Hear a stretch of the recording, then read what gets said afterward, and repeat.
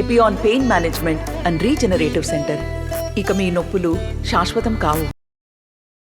Apartment లో ఉండే ప్రతి రెసిడెంట్ కి ధన్యవాదాలు. నేను మీ సీనన్న బిడ్డని ఆల్రెడీ చెప్పినట్టు, అట్లనే నేను రఘురామ్ రెడ్డి గారి చిన్న కోడలి.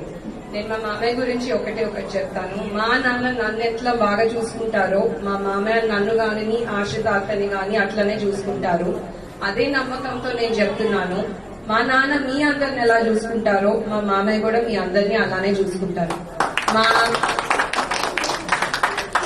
నాన్నగారు ఎప్పుడు చెప్తూ ఉంటారు, నాకు ఇంట్లో ఉండే కుటుంబం ఒకటంటే జిల్లాలో ఉండే కుటుంబం అంతే.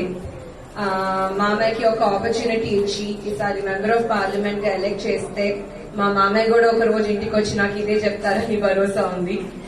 ఎట్టి పరిస్థితుల్లో మీకున్న ప్రాబ్లమ్స్ ని రిజాల్వ్ చేయడానికి మనకున్న బెస్ట్ క్యాండిడేట్ రఘురామ్ రెడ్డి గారు. దీంతోనే I request you may 13th మే 13వ తారీఖున ఓటింగ్ నాడు హస్తం గుర్తుకి ఓటేసి రఘురామ్ రెడ్డి గారిని మీరు ఢిల్లీ పంపిస్తారని నేను ఆశిస్తున్నాను.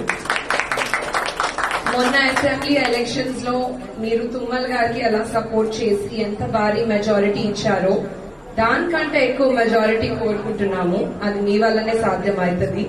మీరే కాదు, మీరు వెళ్ళి 10 మందికి చెప్పాలి మనకి రఘురామ్ గారు ఎందుకు మంచి క్యాండిడేట్ అని.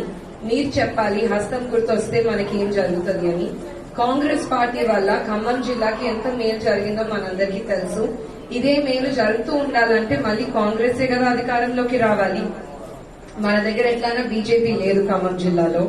మళ్ళీ బీఆర్ఎస్ అంటారా, వాళ్ళు స్టేట్ లోనే లేరు, ఇక సెంటర్ కి ఎక్కడికి వెళ్తారు. సో నేను కోరుకునేది ఏంటంటే మీరందరూ 13వ తారీఖున హస్తం గుర్తుకి ఓటేసి కాంగ్రెస్ పార్టీని గెలిపించండి. మరిన్ని వీడియోస్ కోసం ఛానల్ ని సబ్స్క్రైబ్ చేయండి. లేటెస్ట్ అప్డేట్స్ కోసం వాట్సాప్ ఛానల్ ని ఫాలో చేయండి. అండ్ లింక్ డిస్క్రిప్షన్ లో ఉంది.